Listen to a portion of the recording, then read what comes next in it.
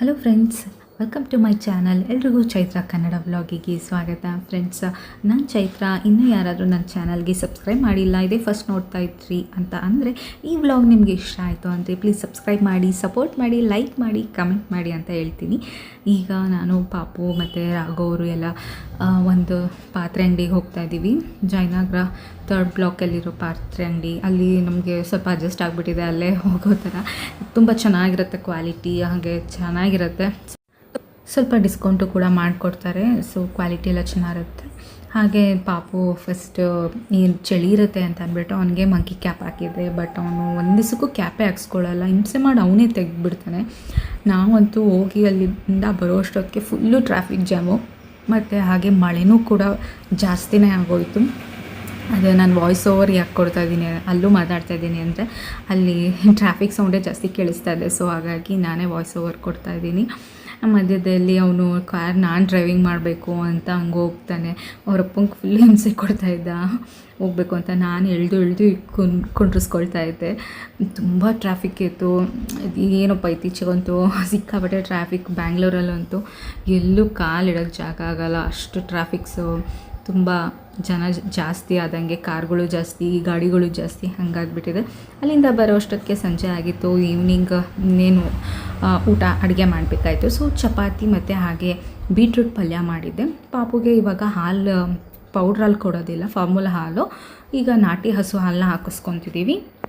So ಅದಕ್ಕೋಸ್ಕರನೇ ನಾವು ಪಾತ್ರೆ ಅಂಗಡಿಗೆ ಹೋಗಿದ್ದು. ಟಿಫನ್ ಕ್ಯಾರಿಯರ್ ಆ ಥರದ್ದು ಹಾಲಿನ ಪಾತ್ರೆ ಬರುತ್ತಲ್ಲ, ಅದನ್ನು ತೊಗೊಂಬರೋಕ್ಕೆ ಅಂತ ಅಂದ್ಬಿಟ್ಟು ಅದನ್ನು ತೋರಿಸ್ತೀನಿ ಯಾವ ಥರ ನಾನು ತೊಗೊಂಡು ಬಂದಿದ್ದೇವೆ ಅಂತ.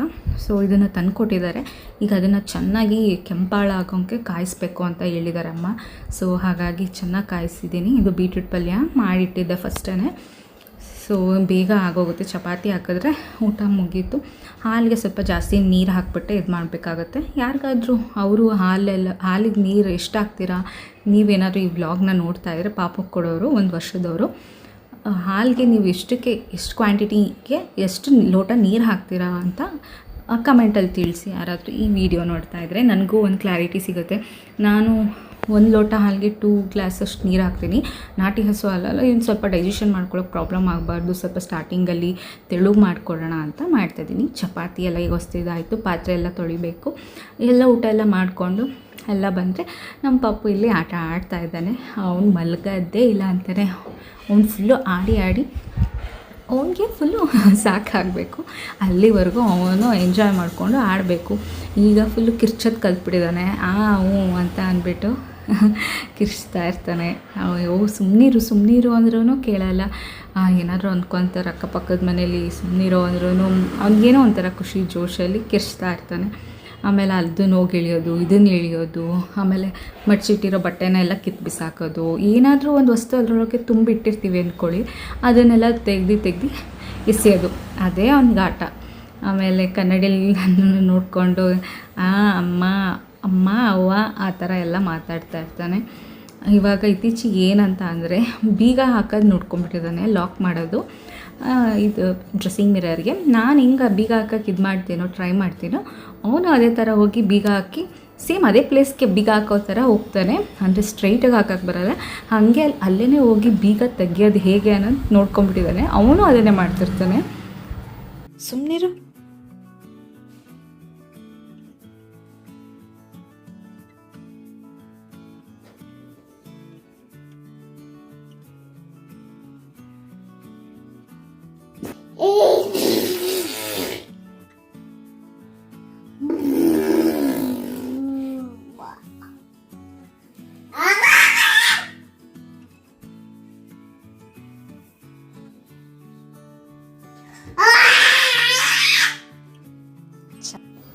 ಈಗ ಮಿರರ್ ಹತ್ರ ಎಲ್ಲ ಆಟ ಆಡಿ ಸಾಕಾಗಿ ಇವಾಗ ನನ್ನ ಹತ್ರ ಬಂದಿದ್ದಾನೆ. ಎತ್ಕೊ ಅಂತ ಅಂದ್ಬಿಟ್ಟು ಇದು ಮಾಡ್ತಿರ್ತಾನೆ. ಅವ್ನಿಗೇನಾದರೂ ಎತ್ಕೊಳ್ಳಂದ್ರೆ ತಿರ್ಗಾ ಎತ್ಕೊಳ್ತಾನೆ ಇರಬೇಕು. ಮತ್ತು ನೈಟೆಲ್ಲ ಮಲಗಲ್ಲ, ಫುಲ್ ವಾಕ್ ಮಾಡ್ತಾನೆ ಇರಬೇಕು. ಅದಕ್ಕೆ ನಾನು ಜಾಸ್ತಿ ಎತ್ಕೊಳ್ಳೋದು ಅವಾಯ್ಡ್ ಮಾಡ್ತೀನಿ. ಬಟ್ ಒಂದು ಸಮ್ಟೈಮ್ಸ್ ಏನೂ ಮಾಡೋಕ್ಕಾಗಲ್ಲ. ತುಂಬ ಹಠ ಮಾಡಿದಾಗ ಎತ್ಕೊಳ್ಳೇಬೇಕಾಗತ್ತೆ. ಏಕೆಂದರೆ ಅದೇ ರೂಢಿ ಆಗಿಬಿಟ್ರೆ ಅವಾಗೆಲ್ಲ ಟೈಮ್ನಲ್ಲೂ ಆಗಲ್ಲ ಅಂತ ಅಂದ್ಬಿಟ್ಟು ನಾನು ಸ್ವಲ್ಪ ಅವಾಯ್ಡ್ ಮಾಡ್ತೀನಿ. ಬಟ್ ಅವ್ರ ಅಪ್ಪನ ಹತ್ರ ಅಂತೂ ಬಂದಿದ್ದ ತಕ್ಷಣ ಅವ್ರು ಎತ್ಕೊಬೇಕು, ಕೈ ಕಾಲು ತೊಳೆಯೋದಕ್ಕೂ ಬಿಡಲ್ಲ, ನೀರು ಕುಡಿಯೋಕ್ಕೂ ಬಿಡಲ್ಲ, ಅಷ್ಟು ಹಠ ಮಾಡ್ತಾನೆ. ಆವಾಗ ಸ್ವಲ್ಪ ಆಮೇಲೆ ಅವರು ಎಲ್ಲ ಇದು ಮಾಡ್ಕೊಂಬಂದಮೇಲೆ ಸಮಾಧಾನ ಆಗಿ ಅವ್ರ ಹತ್ರ ಕೂತ್ಕೊಂಡು ಒಂದು ಸ್ವಲ್ಪ ಆಟ ಆಡಿದ್ರೆ ಅವನಿಗೆ ಸಮಾಧಾನ. ಆಮೇಲೆ ಕೆಳಗೆ ಬರ್ತಾನೆ. ಆಮೇಲೆ ಅವನೇನೋ ಆಟ ಆಡೋದಿರುತ್ತೆ, ಹಂಗೆ ಆಟ ಆಡ್ಕೊಂಡು ಇದು ಮಾಡ್ತಾಯಿರ್ತಾನೆ. ಅವ್ರಿಗೆ ಅವರಪ್ಪ ಅಂದರೆ ಅಂತೂ ಸಿಕ್ಕಾಪಟ್ಟೆ ಇಷ್ಟ, ಎತ್ಕೊಂಡು ಓಡಾಡಿಸ್ತಾರೆ ಚೆನ್ನಾಗಿ ಅಂತ ಅಂದ್ಬಿಟ್ಟು. ಅವ್ನು ಬಂದ ತಕ್ಷಣ ವೆಯ್ಟ್ ಮಾಡ್ತಾಯಿರ್ತಾನೆ, ಎಲ್ಲಿದ್ರೂ ಸೌಂಡಾದ್ರೆ ಸಾಕು ಓಡಿ ಬಂದುಬಿಡ್ತಾನೆ. ಹಂಗೇ ಈ ಥರ ಎಲ್ಲ ತುಂಟಾಟ ಆಡಿಕೊಂಡು ರಾತ್ರಿ 11ರಿಂದ 12 ಗಂಟೆ ಆದರೂ ಮಲಗಲ್ಲ. ಇದು ಮಾರ್ನಿಂಗ್ ಬೆಳಗ್ಗೆ ಎದ್ದಿದ ತಕ್ಷಣ ಅವರಪ್ಪ ಎತ್ಕೋಬೇಕು ಕಾಣಿದ ತಕ್ಷಣ. ಅದೇ ಮೇಲೆ ಹೆಗ್ಲ ಮೇಲೆ ಎತ್ಕೊಂಡಿದ್ದಾರೆ. ಸುಮ್ಮನೆ ಒಂದು ವೀಡಿಯೋ ಮಾಡ್ಕೊಳ್ಳೋಣ ಚೆನ್ನಾಗಿದೆ ಅಂತ ಅಂದ್ಬಿಟ್ಟು ಮಾಡಿದೆ. ಅವ್ರಿಗೆ ಅವರಪ್ಪಂಗೆಲ್ಲ ಕೀಳೋದು, ಕಿವಿ ಕೀಳೋದು, ಕೆನ್ನೆ ಕೀಳೋದೆಲ್ಲ ಮಾಡ್ತಾಯಿರ್ತಾನೆ. ಹಾಗೆ ನಾನು ಪಾತ್ರೆ ತೊಗೊಂಡೆ ಅನ್ನಲ್ಲ ನೋಡಿ, ಈ ಥರ ಒಂದು ಪಾತ್ರೆ, ಇದು 2.5 ಲೀಟ್ರದ್ದು, ಇನ್ನೊಂದು 1.5 ಲೀಟ್ರದ್ದು. ಆ ಥರದ್ದು 4 ತೊಗೊಂಡಿದ್ದೀನಿ ನಾನು. 1.5 ಲೀಟ್ರದ್ದು 2, 2.5 ಲೀಟ್ರದ್ದು 2. ತುಂಬ ಚೆನ್ನಾಗಿದೆ ಕ್ವಾಲಿಟಿ. ಇದು ಎಲ್ಲೂ ಮಿಸ್ ಆಗಬಾರ್ದು ಅಂದ್ಬಿಟ್ಟು ಹೆಸರು ಕೂಡ ಹಾಕ್ಸಿದ್ದೀನಿ, ಚೈತ್ರ ಅಂತ ಅಂದ್ಬಿಟ್ಟು.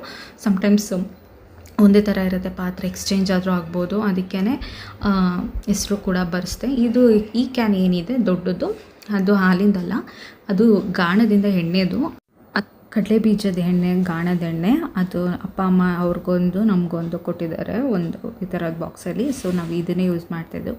ಸೊ ಫ್ರೆಂಡ್ಸ್, ಇದಾಗಿತ್ತು ಒಂದು ಸಣ್ಣ ಪುಟ್ಟ ವ್ಲಾಗ್. ಇಷ್ಟ ಆದರೆ ಪ್ಲೀಸ್ ಲೈಕ್ ಮಾಡಿ, ಸಬ್ಸ್ಕ್ರೈಬ್ ಮಾಡಿ, ಬೆಲ್ ಐಕಾನ್ನ ಪ್ರೆಸ್ ಮಾಡಿ, ಹಾಗೆ ಲೈಕ್ ಮಾಡಿ. Thank you.